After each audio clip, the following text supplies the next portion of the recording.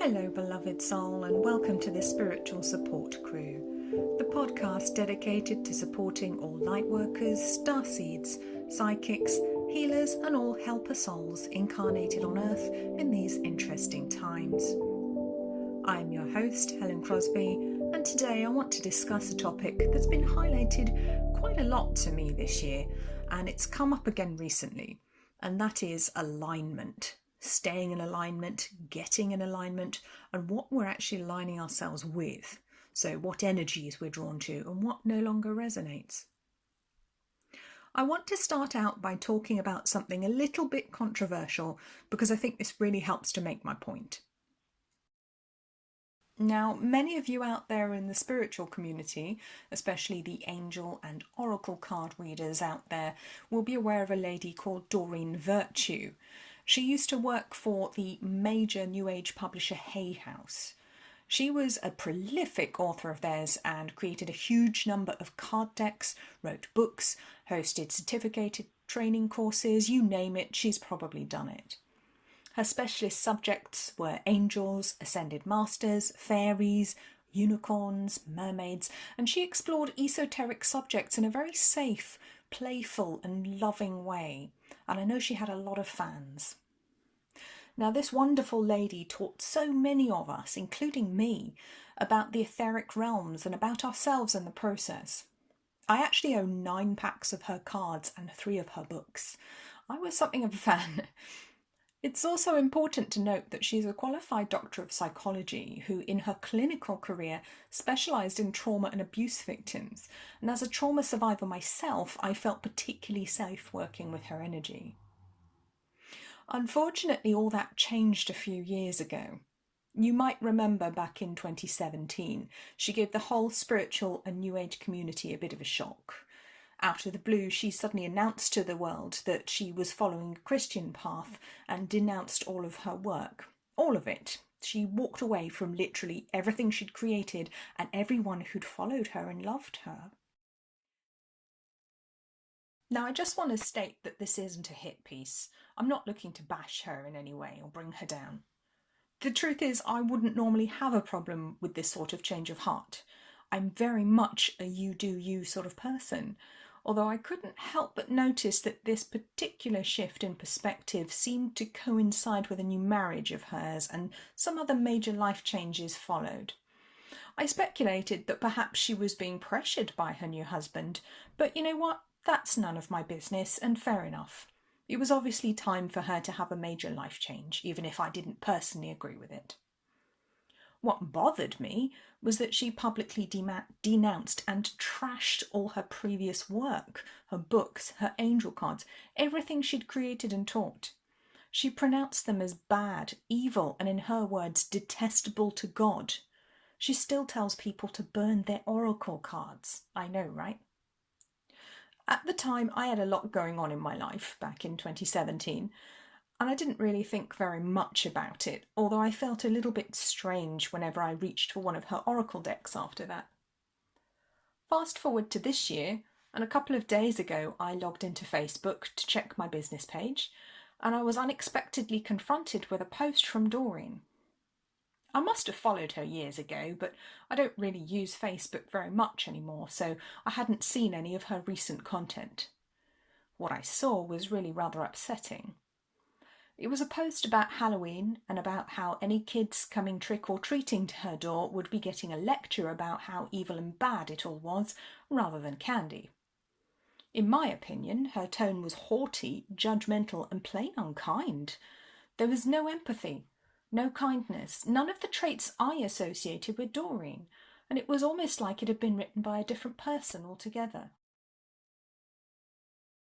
I was shocked, to say the least, and I clicked through to her page and then to her website, curious to see what else she had to say for herself these days, and believe me, it wasn't friendly. I was met with more vitriol about the supposed evils of the New Age movement. Some of her blogs had comments left by people who were clearly previous followers of her work. Some were genuinely hurt and confused about her new viewpoints. Her tone, and while they weren't being rude, they were calling her out on some of her actions. Some of her replies just didn't make any sense, and some were what I can only describe as gaslighting, telling people that they weren't observing what they were observing. Now, as a survivor of emotional abuse, I know gaslighting when I see it, and it makes me very upset. But to see it coming from a former psychologist who had supposedly helped countless trauma victims, that was too much for me. I felt sick to my stomach. That's emotional abuse in my book, and I don't follow abuses.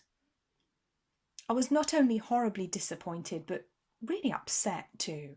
I'd assumed that Doreen was just finding her path and would probably come back to her spiritual work in due course, but my spirit guides gravely shook their heads and advised me that that's just not the case. I realised that if I was to stay in my integrity, to stay in alignment with my energy, I couldn't work with any of her cards anymore. Never mind the fact that she now tells people to burn them. I have to tell you, that crossed my mind. I'm quite contrary and I would do that, but only because I wanted her new toxic energy out of my life. So I quietly packed up the 9 oracle decks and 3 books of hers in a cardboard box and sealed them up, put them in the roof.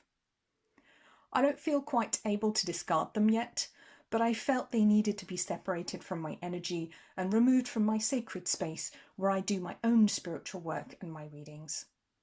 Her energy feels polluted, almost possessed to me, and I feel that I need to stay away from her for my own protection from now on.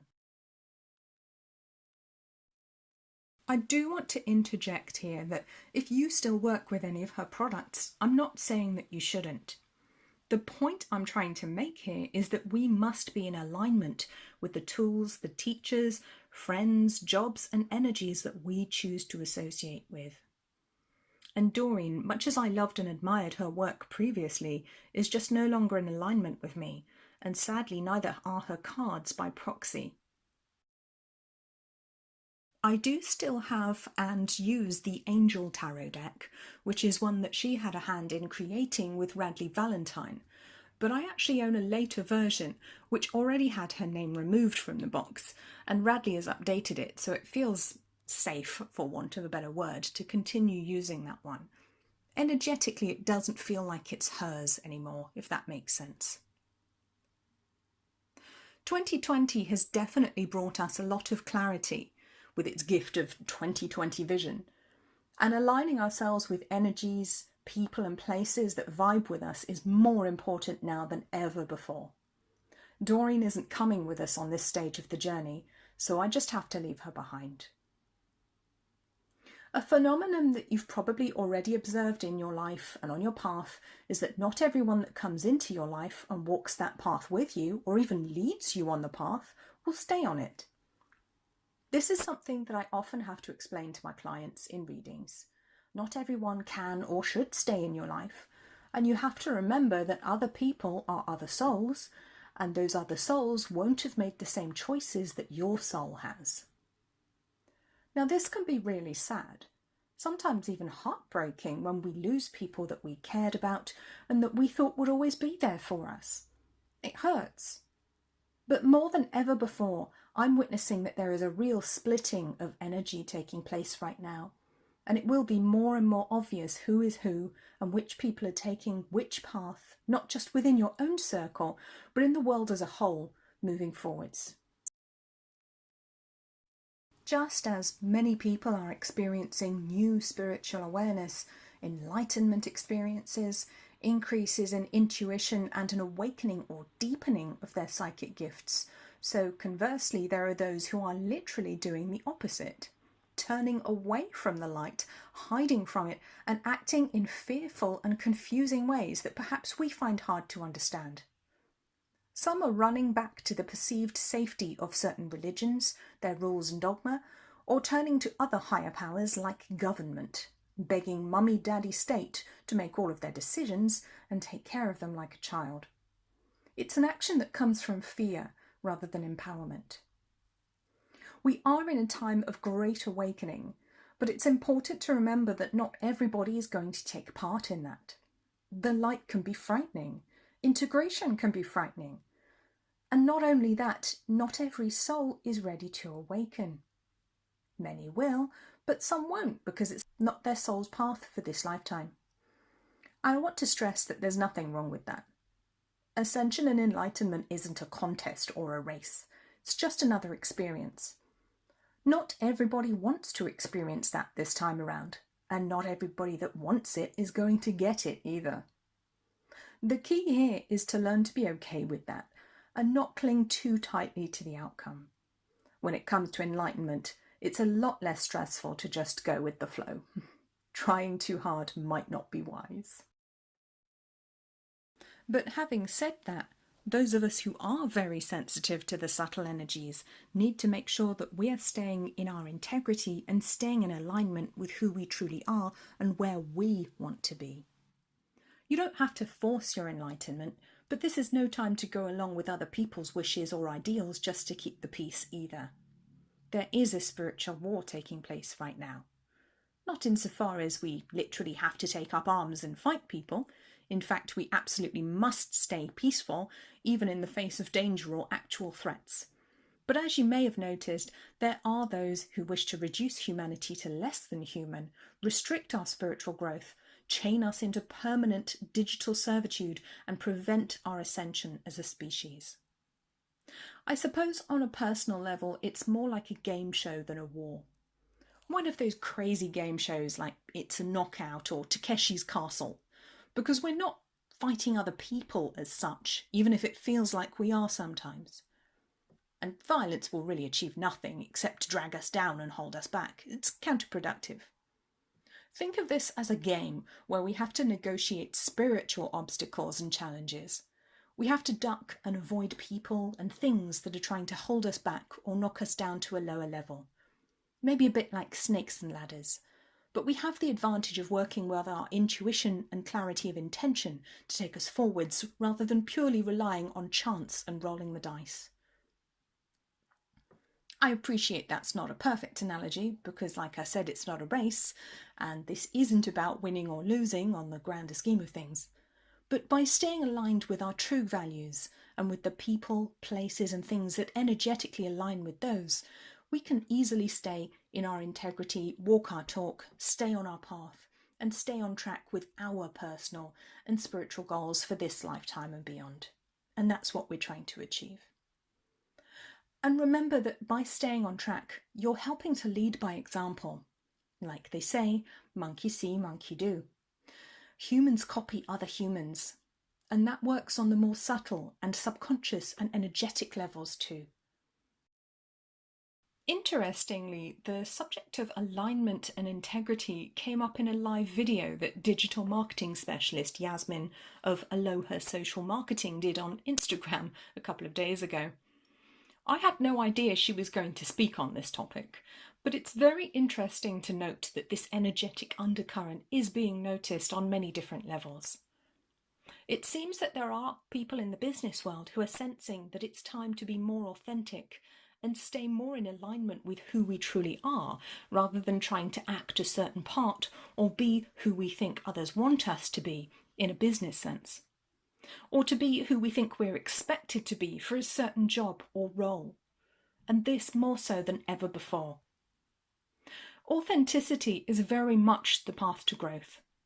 We can't grow if we're kidding ourselves that we're somebody we're not, or wearing a mask and not being honest about how we feel and what we truly desire. So whatever calls to you right now, whatever is right for you, aim for that. Be that person. As Yasmin pointed out, if you prefer to work in your pajamas, then you may be onto something that works really well for you. If you're not a morning person and find you're more productive in the afternoons, great, go with it. Why get up at 7 o'clock in the morning religiously if you have nothing to get up for? I'll link the live video in the show notes down below. And again, I think this is one of the great blessings that 2020 has given us. You might even say this is one of the blessings the lockdowns have gifted to us, giving us the space and the opportunity to live differently, look at things in a new way, and find ways to work more on our own terms, live on our own terms. Not being able to go to work at the office, factory, hotel, shop, whatever, has given many of us a new perspective and new ideas. I've heard from many people that they don't even want to go back to how things were before. They don't want to go back to their old jobs, to that old style of living.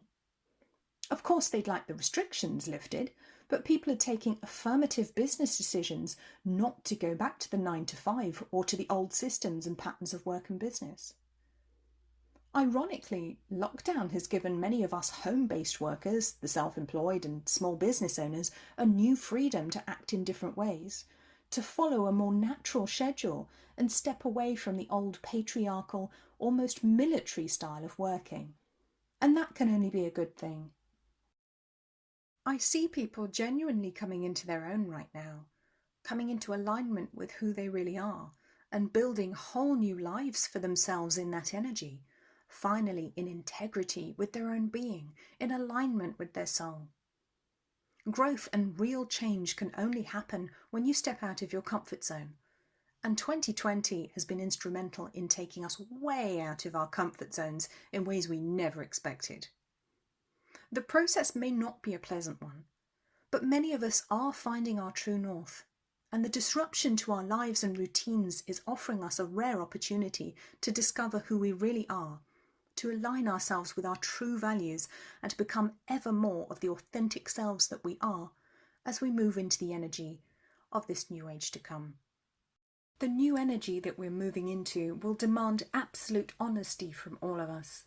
And by moving into alignment with who we truly are and what we want to be, we can help to create that new world of freedom for all of us.